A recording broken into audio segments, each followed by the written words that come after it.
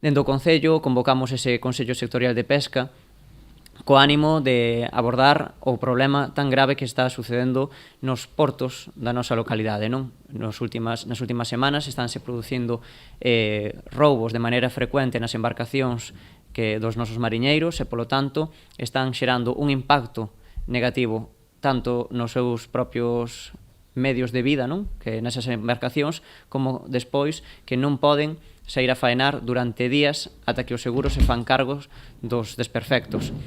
É unha situación recorrente que se ven producindo nos portos de Ribeira, Aguiño e Palmeira, sobre todo, onde vemos que a falla de vixilancia pola parte de Portos de Galiza de maneira nocturna pois está acarrexando estas consecuencias, non? Aínda que non se trata dun problema novo, posto que os roubos no porto de Ribeira veñense rexistrando dende hai anos, o incremento deste tipo de sucesos nas últimas semanas levou o Concello a buscar medidas para minimizar o seu impacto na economía dos mariñeiros, ademais de solicitar o aumento do número de vixilantes a Portos de Galicia, de xeito que se poida contar tamén con gardas nocturnas.